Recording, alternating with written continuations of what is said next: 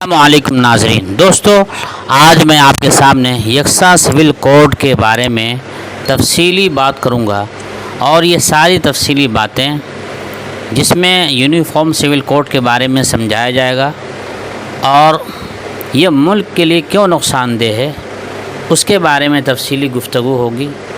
اور لا کمیشن نے جو یہ نوٹیفیکیشن جاری کی ہے مسلمانوں سے اور مسلم تنظیموں سے جو جواب مانگا ہے، اس بارے میں ہمیں کیسے جواب دینا ہے اس بارے میں بھی تفصیلی گفتگو ہوگی، اور اس کا لنک بھی ڈسکرپشن میں دے دیا جائے گا۔ سب سے پہلے اس کو سمجھنا ضروری ہے کہ یکساں سول کوڈ کیسے مسلمانوں کے لیے اور ملک کے لیے نقصان دہ ہے، ملک کی سالمیت کے لیے خطرہ ہے، ملک کے امن و امان کے لیے خطرہ ہے۔ یہ ساری باتیں بہار، اڑیسہ، جھارکھنڈ کے مایہ ناز ادارہ امارت شریعہ کی طرف سے شائع کیا گیا ہے، ایک مضمون بنا کر کے، جس میں مسلمانوں کو، پورے ہندوستان کے مسلمانوں کو سمجھایا گیا ہے کہ یونیفارم سول کوڈ سے کیسے نقصان ہے ملک کو، مسلمانوں کو اور اپنے مذہبی قوانین کو۔ اس پوری تفصیلی مضمون کو آپ کے سامنے پڑھ کر سناتا ہوں تاکہ آپ بھی پوری طرح سے باخبر ہو جائیں، پوری طرح سے باتوں کو سمجھ لیں۔ ہمارا وطن عزیز بھارت ایک سیکولر اور جمہوری ملک ہے۔ صدیوں سے ہم یہاں رہتے آئے ہیں۔ ہم نے ہمیشہ اس کی تعمیر و ترقی میں بڑھ چڑھ کر حصہ لیا ہے، اور اس کی آزادی کی خاطر ہم نے اپنے لاکھوں بزرگوں اور عزیزوں کو قربان کیا ہے۔ اس ملک کو انگریزوں کی غلامی سے نجات دلانے میں سبھی مذاہب کے ماننے والوں کی بے نظیر قربانیاں شامل ہیں۔ یہی وجہ ہے کہ آزادی کے بعد جب اس ملک کا دستور ترتیب دیا گیا تو اس قانون ساز کمیٹی میں اہم مذاہب کے کشادہ نظر دانشوروں اور ماہرین قانون کو شریک کیا گیا، اور انہوں نے دنیا کے بڑے جمہوری ممالک کے دستور کا گہرا مطالعہ کیا، جس کے نتیجے میں بڑی عرق ریزی کے بعد ملک کا ایک معتدل آئین ترتیب دیا گیا، جس میں سبھی طبقات اور مذہب کے لوگوں کی تہذیبی اقدار اور مذہبی روایات کا خیال رکھا گیا، اور اس میں تمام شہریوں کو انسانی، مذہبی، لسانی اور سماجی بنیادوں پر حقوق فراہم کیے گئے۔ اسی طرح مسلمانوں کے لیے ملک کے دستور میں لکھ دیا گیا کہ وہ اپنے آئلی معاملات اور وقف وغیرہ سے متعلق مقدمات اگر سرکاری عدالتوں میں لے جائیں اور دونوں فریق مسلمان ہوں تو عدالت اسلامی روح سے ہی فیصلہ کریں گی۔ انہی قوانین کے مجموعہ کو مسلم پرسنل لا کہا جاتا ہے، اور یہ مسلمانوں کا آئینی اور بنیادی حق ہے۔ یہی وجہ ہے کہ دستور ہند میں مذہبی آزادی ان بنیادی حقوق میں شامل ہے جسے ہر صورت آئین میں دیے گئے رہنما اصول پر فوقیت حاصل ہے، اور جس کو یہاں کے مختلف مذاہب اور طبقات کے لوگ اپنی معاشرتی زندگی کی اساس یعنی بنیاد تصور کرتے ہیں۔ وہ کسی طرح اپنی مذہبی اور قبائلی روایات سے دستبردار نہیں ہو سکتے۔ یہ بات بالکل واضح ہے کہ جو چیز کسی مذہب اور تہذیب کا حصہ ہو، اس کے پیروکاروں کا اس سے جذباتی لگاؤ ہوتا ہے، جس کے لیے وہ کوئی سمجھوتا نہیں کر سکتے، بلکہ اس کی حفاظت کے لیے وہ بڑی سے بڑی قربانی دینے کے لیے تیار رہتے ہیں۔ اور یہ بات بھی روز روشن کی طرح ظاہر ہے کہ دین اسلام فقط چند مخصوص عبادات کا مجموعہ نہیں، بلکہ عبادات ہی کی طرح معاملات اور معاشرتی امور دین کا اٹوٹ حصہ ہیں، جن کو مسلمان چاہ کر بھی خود سے تبدیلی نہیں کر سکتے، اور افسوس اس نزاکت کو اہل حکومت سمجھنے کے لیے تیار نہیں ہیں۔ یکساں سول کوڈ کا واضح مطلب یہ ہوگا کہ اس ملک میں مسلمان اور دیگر اقلیتوں کو اپنے دین و مذہب پر عمل کرنے کی آزادی نہیں ہے۔ انہیں اپنے مذہبی رسومات اور معاشرتی امور دوسروں کی ہدایات اور قوانین کے مطابق انجام دینے ہوں گے۔ خصوصاً مسلمانوں کو اسلامی ہدایات کے خلاف نکاح، طلاق، عدت، نفقہ، ولایت، رضاعت، حضانت، ہبہ، وراثت اور وقف جیسی مذہبی امور کو غیر اسلامی طریقے پر انجام دینا ہوگا۔ اسی طرح دوسرے مذاہب اور قبائلی حضرات کا حال ہوگا۔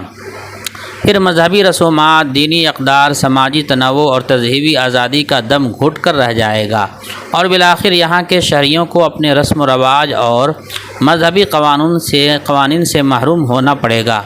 پھر اس ملک میں پرسنل لا کی گنجائش باقی نہیں رہے گی۔ اگر اس ملک میں دیکھا جائے تو یہ ارتداد کی جبری شکل ہے، جسے گھر واپسی سے بھی تعبیر کیا جا سکتا ہے، جو یقیناً مسلمان اور دوسری اقلیتوں کے لیے ناقابل قبول ہے۔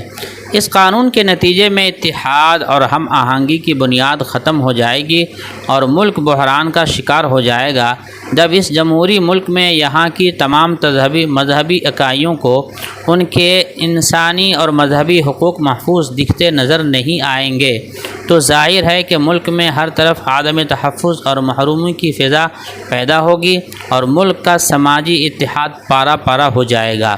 قومی یکجہتی اور وطنی ہم آہنگی صرف لفظوں اور نعروں تک محدود ہو کر رہ جائے گی۔ اکثریتی طبقہ کے علاوہ ملک کے اندر جو کروڑوں کی تعداد میں اقلیتیں موجود ہیں، جب وہ اپنے مذہبی تقدسات اور ثقافتی روایات کا تانا بانا بکھرتا دیکھیں گی تو ان میں اکثریتی طبقہ کے تئیں نفرت اور دوری کے جذبات پیدا ہوں گے، جس سے سب سے زیادہ نقصان ملک کی سالمیت کو پہنچے گا، جس کی مثال دنیا کے مختلف ملکوں میں ہم دیکھ چکے ہیں۔ اور بدقسمتی سے ملک کی بعض ریاستوں میں بھی کبھی کبھار ایسا سانحہ دیکھنے کو ملتا رہتا ہے۔ یقینی طور پر یہ بات کہی جا سکتی ہے کہ اس ملک میں اتحاد اور ہم آہنگی کی بنیاد مختلف مذاہب کے پیروکاروں کو دیے گئے ان کی مذہبی و معاشرتی آزادی میں مضمر ہے، پوشیدہ ہے، جس کی وجہ سے اپنائیت اور حب وطن کا احساس زندہ ہے۔ اگر کسی طبقہ کے دین و مذہب اور ثقافت و روایات سے چھیڑ چھاڑ کیا جائے گا تو دلوں میں دوریاں پیدا ہوں گی۔ اس ملک میں پہلے سے پیدا شدہ سماجی، معاشی اور اقتصادی و تعلیمی مسائل کیا کچھ کم ہیں کہ مرکزی حکومت صرف اپنے وقتی سیاسی مفاد کے لیے ایک ایسے تباہ کن قانون کو لا رہی ہے جس سے پورا ملک پریشان ہوگا اور خانہ جنگی کی کیفیت پیدا ہوگی اور ملک داخلی و خارجی سطح پر دوسرے ممالک سے کمزور ہو جائے گا اور ترقی کی راہیں بند ہو کر رہ جائیں گی۔ اسی لیے لا کمیشن آف انڈیا اور مرکزی حکومت سے گزارش ہے کہ یکساں سول کوڈ جیسے ناقابل عمل قانون کا قضیہ کو بند کرے اور کرنے کے کاموں کو اپنا ہدف بنائے اور ملک کی ہم آہنگی اور معاشی مسائل کے حل پر اپنی توجہ کو مرکوز کرے۔ دوسرا مسئلہ، مسلم پرسنل لا پر اعتراضات کی حقیقت۔ مسلم اسکالروں اور علماء کی ذمہ داری بنتی ہے کہ وہ ان اعتراضات کی حقیقت کو سامنے لائیں اور بتائیں کہ عورت کے مسئلے اور ان سے متعلقہ احکامات میں صحیح اور درست وہی ہے جو اسلام نے کہا ہے۔ مثلا نابالغی کی شادی حکومت کی نظر میں قانوناً جرم ہے، لیکن یہی قانون داں حضرات اس بات کو جائز قرار دیتے ہیں کہ اگر نابالغ لڑکے اور لڑکی نے آپسی رضامندی سے جنسی تعلق قائم کر لیا تو اس میں داروگیر کی گنجائش نہیں، اس میں پکڑ دھکڑ کی گنجائش نہیں۔ جائز طریقے سے نابالغی میں کی جانے والی شادی دنیاوی قانون میں درست نہیں، البتہ ناجائز طریقے سے نابالغی کی عمر میں رضامندی سے زنا کرنا ان کے نزدیک جائز ہے۔ شریعت کہتی ہے کہ جائز طریقہ سے نکاح نابالغی میں بھی جائز ہے۔ اسی طرح 4 شادیوں کا مسئلہ، شریعت نے 4 شادی کرنے کا نہ تو حکم دیا ہے اور نہ ہی اسے لازم قرار دیا ہے، یہ تو صرف ایک اجازت ہے جو عدل جیسی سخت شرط کے ساتھ دی گئی ہے۔ اس لیے 4 شادیوں کا رواج کم ہے اور اس اجازت سے فائدہ اٹھانے والوں کی تعداد اقل قلیل ہے، لیکن میڈیا نے اس کا پروپیگنڈا اس طرح کر رکھا ہے گویا سارے مسلمان 4 شادیاں کرتے ہیں۔ دوسری طرف دنیاوی قانون میں ساتھ رہنے کا تصور پایا جاتا ہے، بیوی نہیں ہے لیکن بیوی کی طرح ہی مرد کے ساتھ رہ رہی ہے۔ قانون نہ صرف اس کی اجازت دیتا ہے بلکہ وہ جائیداد جو مرد نے ذاتی جدوجہد سے حاصل کیا ہے اور اس کے ترکہ میں حصہ پالے گی۔ ایک سوال طلاق کے حوالے سے اٹھایا جاتا ہے، یہ چاہتے ہیں کہ طلاق کا حق عورتوں کو بھی دے دیا جائے، جس طرح نکاح اس کی مرضی سے ہوتا ہے، طلاق میں بھی اس کی مرضی شامل رہے مردوں کو طلاق کا حق دینے میں جو خود عورتوں کا تحفظ ہے، خاندان کو ٹوٹنے سے بچانے کے لیے شریعت نے یہ حق مردوں کو دیا ہے۔ ایسا بھی نہیں ہے کہ اسے بالکلیہ اسے اس حق سے محروم کر دیا گیا ہے۔ اس کے وجوہات بتا کر بعض حالتوں میں قاضی سے اپنا نکاح فسخ کرا سکتی ہے اور بعض حالتوں میں خلا لے کر جان خلاصی کرا سکتی ہے۔ ایک سوال 3 طلاق کے نفاذ پر بھی اٹھایا جاتا ہے کہ 3 طلاق ایک مجلس میں دینا شریعت کے مقرر کردہ طریقے کے خلاف ہے۔ اعتراض کرنے والے یہ بات بھول جاتے ہیں کہ ایک ہے کسی چیز کا غلط استعمال اور ایک ہے غلط استعمال کے نتائج و اثرات۔ 3 طلاق کا ایک بارگی استعمال واقعتاً غلط ہے، لیکن استعمال کے غلط ہونے کی وجہ سے اثرات کے طور پر نکاح ٹوٹ جائے گا اور عادت کے اعتبار سے حکم لگایا جائے گا۔ ایک سوال یہ بھی کھڑا کیا جاتا ہے کہ عورت بوڑھی ہو گئی اور اس کے شوہر نے طلاق دے دی، عمر کی اس منزل میں اس کی شادی بھی نہیں ہو سکتی، پھر وہ کس طرح زندگی بسر کرے گی؟ اس حالت میں اس کا کھانا خرچہ ان لوگوں پر لازم ہے جو عورت کے پاس مال ہونے کی صورت میں اس کے وارث ہوتے ہیں۔ میکے میں بھی کوئی نہیں ہو تو حکومت اور امارت شریعہ کے امیر اس کے ولی ہوں گے۔ طلاق کے حوالے سے یہ بات بھی کہی جاتی ہے کہ غصہ اور نشے کی طلاق کو نافذ نہیں ہونا چاہیے۔ طلاق تو غصہ ہی میں دی جاتی ہے۔ غصہ کی طلاق کو نافذ نہ ماننے کا مطلب ہوگا کہ طلاق تماشا بن کر رہ جائے گا اور اس کے اثرات واقع نہ ہوں۔ اسی طرح نشہ کے طلاق کا معاملہ ہے۔ نشہ میں جو شخص طلاق دے رہا ہے وہ اس قدر ہوش و حواس میں ضرور ہے کہ وہ جانتا ہے کہ طلاق بیوی کو دی جاتی ہے، ماں بہن کو نہیں۔ طلاق کبھی جبر و اکراہ کے ساتھ بھی دی جاتی ہے۔ اگر جبر و اکراہ میں تحریر کے ساتھ زبان کا استعمال بھی کر لیا تو طلاق نافذ ہو جائے گی۔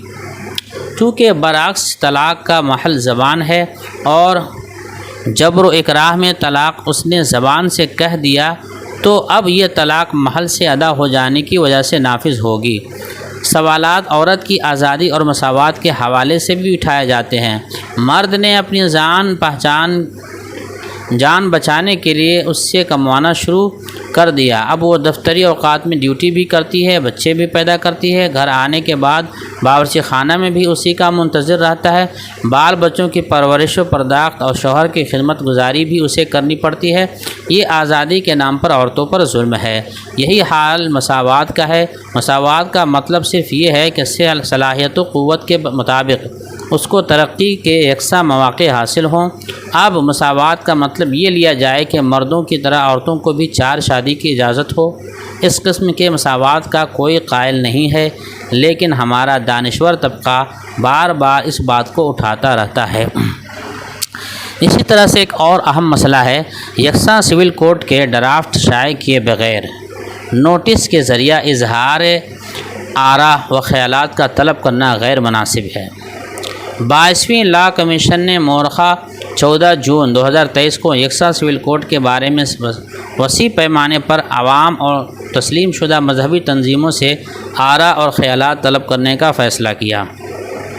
حالانکہ اس سے قبل مارچ 2018 میں 21ویں لا کمیشن نے غور و خوض کے بعد اپنی رپورٹ میں کہا تھا کہ اس وقت ملک کو یکساں سول کوڈ کی ضرورت نہیں ہے، لیکن آئلی قوانین کو بہتر بنانے کی ضرورت پر زور دیا تھا۔ لیکن پھر یکایک 21ویں لا کمیشن کی رپورٹ کے 5 سال بعد 22ویں لا کمیشن نے مشاورت کا عمل شروع کر دیا ہے۔ کمیشن نے یکساں سول کوڈ پر عوام اور تسلیم شدہ مذہبی تنظیموں سے رائے طلب کرنے کے لیے نوٹس جاری کر دیا۔ لا کمیشن نے اپنی رائے دینے کے لیے 30 دن کا وقت دیا ہے، جو تاریخ 14 جولائی تک ہے، مگر ان باتوں کو نظر انداز کرتے ہوئے 22ویں لا کمیشن نے یکساں سول کوڈ پر عوام الناس اور تسلیم شدہ مذہبی تنظیموں سے آراء و خیالات طلب کرنے کے سلسلے میں نوٹس جاری کیا ہے، جو بڑا ہی تشویشناک ہے، کیونکہ لا کمیشن نے یکساں سول کوڈ کا کوئی مسودہ شائع نہیں کیا ہے جس پر عوام الناس اور تسلیم شدہ تنظیمیں اپنی آراء و خیالات ظاہر کریں۔ اس لیے یکساں سول کوڈ کا مسودہ شائع کیے بغیر عوام الناس اور مذہبی تنظیموں سے آراء و خیالات جاننے کا پہل کرنا لا کمیشن کا ایک غلط قدم ہے۔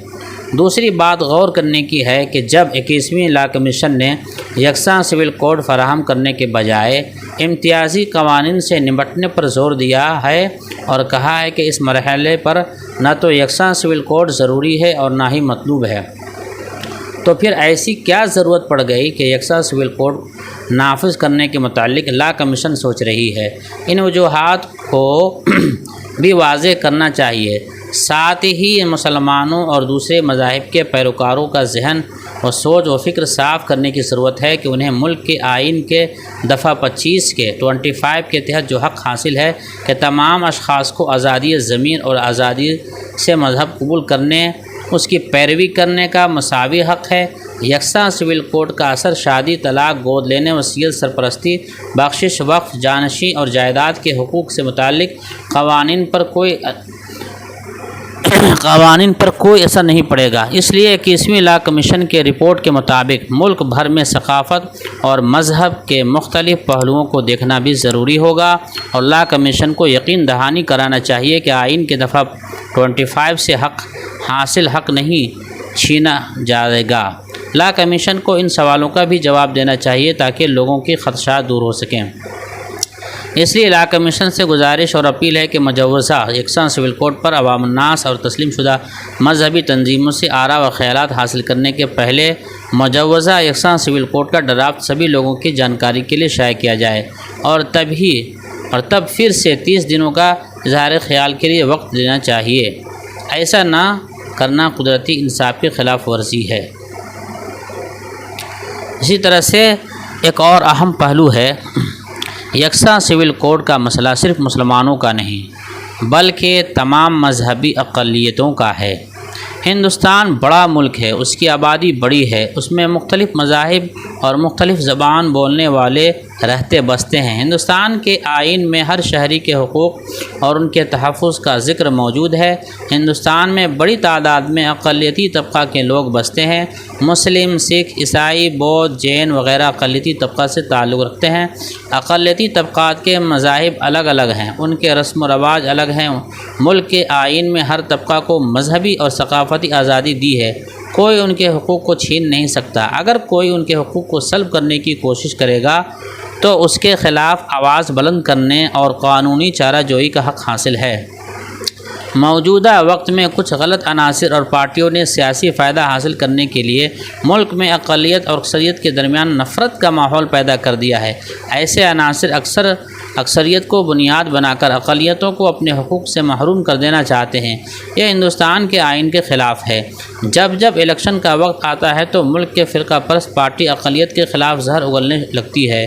کچھ غلط عناصر بالخصوص مسلم اقلیت کے لوگوں پر ظلم ڈھانے لگتے ہیں، جس سے باہمی عداوت اور دشمنی کا ماحول بنتا ہے، جبکہ حکومت پابند ہے کہ آئین کی حکومت قائم کرے اور اقلیتوں کے حقوق کی حفاظت کرے۔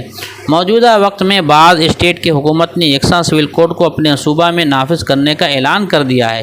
یہی نہیں، مرکزی حکومت کی طرف سے بھی اکثر یہ شوشہ چھوڑا جاتا ہے کہ ملک میں یکساں سول کوڈ نافذ کیا جائے گا، جبکہ یہ بھارت کے آئین کے خلاف ہے۔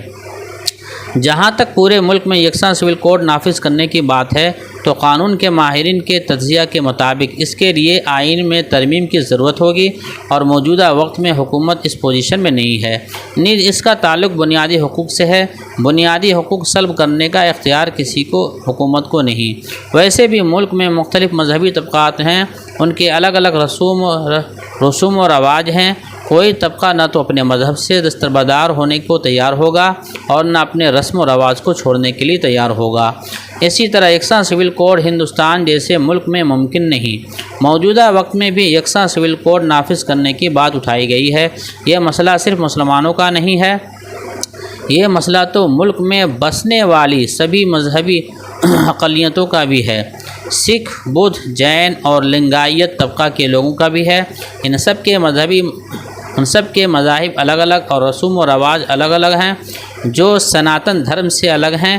ایسا نہیں ہے کہ یہ مسئلہ پہلی مرتبہ اٹھایا گیا ہے، بلکہ بہت سی دفعہ ایسے حالات آئے ہیں کہ حکومت کی جانب سے اقلیتوں کے حقوق کو سلب کرنے کی کوشش کی گئی ہے، تو تمام اقلیتوں نے مل کر ان کا مقابلہ کیا اور حکومت کو اپنا فیصلہ واپس لینے پر مجبور کر دیا۔ موجودہ وقت میں ملک میں نفرت کا ماحول پیدا ہو گیا ہے۔ اقلیت اور اکثریت کے معاملہ کو اٹھا کر سیاسی فائدہ حاصل کرنے کی کوشش کی جا رہی ہے۔ نفرت کا ماحول پیدا کرنے والے تھوڑے لوگ ہیں۔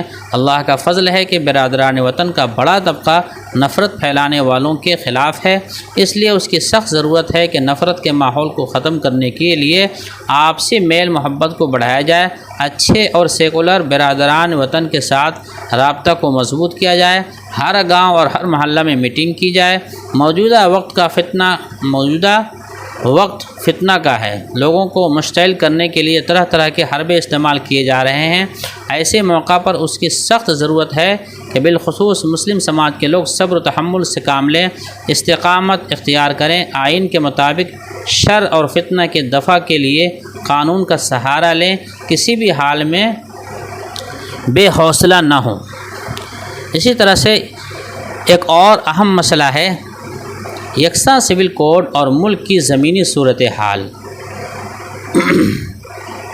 ملک کی 22ویں لا کمیشن نے ایک بار پھر یکساں سول کوڈ کے سلسلے میں رائے طلب کی ہے۔ حالانکہ لا کمیشن 2018 میں یکساں سول کوڈ کو غیر ضروری اور غیر مطلوب کہہ کر خارج کر چکی ہے، لیکن چونکہ بی جے پی کے انتخابی منشور میں یکساں سول کوڈ کا نفاذ شامل ہے اور اس کو آئندہ الیکشن میں ووٹوں کے پولرائزیشن کے لیے اس کی ضرورت ہے، اس لیے انتخاب سے پہلے اس معاملہ کو اٹھایا گیا ہے۔ جبکہ حقیقت یہ ہے کہ نہ تو لا کمیشن کے پاس اور نہ ہی حکومت کے پاس اس کا کوئی مجوزہ ڈرافٹ موجود ہے کہ اگر یکساں سول کوڈ نافذ ہوگا تو اس کی شکل و صورت کیا ہوگی، اور اگر ایسا کوئی ڈرافٹ موجود بھی ہے تو اس کو پبلک کے سامنے عام نہیں کیا گیا۔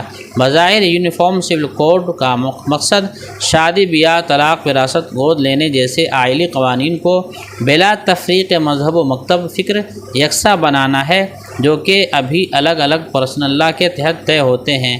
اس ملک کی جو زمینی صورتحال ہے وہ یہ ہے کہ مختلف ریاستوں میں بسنے والی ہندو، آریائی وغیرہ آریائی جماعتوں کے بھی آئلی قوانین، رسم و رواج، عقائد، مسلمات ایک دوسرے سے بالکل الگ ہیں۔ اس ملک کی واقعی صورتحال پر نظر ڈالیں تو ہم پائیں گے کہ ہمارا ملک قبیلوں، آدیواسیوں، مختلف ثقافتوں اور مذاہب کے ماننے والوں کا ملک ہے۔ اس ملک میں اکثریتی طبقات کے علاوہ مختلف لسانی، علاقائی اور مذہبی اقلیتوں کے لوگ رہتے ہیں۔ سب کے سب اپنے عقائد، مسلمات، رسم و رواج، ضابطے اور پرسنل لا ہیں، جس پر عمل کرتے ہوئے صدیوں سے ہم سماجی طور پر اکٹھے رہتے ہیں۔ ہم نے مل کر آزادی کی جنگ لڑی اور مل کر اپنا آئین بنایا۔ مختلف رسم و رواج اپنانے، الگ الگ نظریات و افکار، عقائد و ضوابط کو ماننے کے باوجود ہمارے سماجی اتحاد پر کوئی فرق نہیں پڑا ہے، بلکہ کثرت میں وحدت ہے۔ اس ملک کی اصل شناخت اور خوبصورتی ہے۔ مثال کے طور پر شادی بیاہ کے قانون کو ہی لے لیں۔ مسلمانوں کے یہاں شادی کا الگ طریقہ و ضابطہ ہے، عیسائیوں کے یہاں الگ ہے، سکھوں کے یہاں الگ ہے، ہندوؤں کے یہاں الگ ہے، بلکہ ہندو مذہب میں بھی مختلف علاقوں اور ریاستوں میں الگ الگ طریقے رائج ہیں۔ بنگالی ہندوؤں کی شادیاں الگ طریقے سے ہوتی ہیں، شمالی ہندوستان میں رہنے والے ہندو الگ طرح کے شادی کرتے ہیں، اور جنوبی ہندوستان کے طریقہ بالکل الگ ہیں۔ اگر یکساں سول کوڈ نافذ کیا جائے تو خود ان کے درمیان آپسی انتشار کا سبب ہوگا۔ یکساں سول کوڈ ملک کے تمام شہریوں پر منفی اثر پڑے گا، چاہے ان کا تعلق ہندو، مسلم، سکھ، عیسائی، یہودی، پارسی یا کسی دیگر مذہب سے ہو، کیونکہ یکساں سول کوڈ میں کسی ایک مذہب یا ثقافت کے رسم و رواج اور ضابطوں کو دوسرے پر تھوپا جائے گا۔ وہ رسم و رواج کسی کے بھی ہو سکتے ہیں۔ مثال کے طور پر اگر ہندو سے کہا جائے کہ ان کو نکاح کے ذریعے شادی کرنی پڑے گی اور اپنی بیوی کو مہر کے نام پر ایک مالیاتی تحفہ دینا پڑے گا، یا مسلمانوں سے کہا جائے گا کہ ان کو نکاح کے بدلے میں پھیرے لینے پڑیں گے، یا اپنے میت کو دفنانے کے بجائے جلانا پڑے گا، یا ہندوؤں سے کہا جائے گا کہ جلانے کے بجائے انہیں اپنے میت کو دفن کرنا پڑے گا، تو کیا یہ ہندوؤں کو قبول ہوگا یا مسلمانوں کو یا کسی اور مذہب کے لوگوں کے لیے اس طرح کی تبدیلی قابل قبول ہوگی؟ ایک ایسے ملک میں جہاں ہر 50 کلومیٹر پر تہذیب اور زبان بدل جاتی ہے، وہاں کے باشندوں کے شخصی اور عائلی طور طریقے، سماجی طرز زندگی کچھ نہ کچھ بدلے ہوئے نظر آتے ہیں۔ ایسے ملک میں سب کے لیے ایک طرح کا سول کوڈ کیا عملاً ممکن ہو سکتا ہے؟ اس ملک کی مٹی میں مذہب کا رنگ شروع سے ہی گہرا ہے۔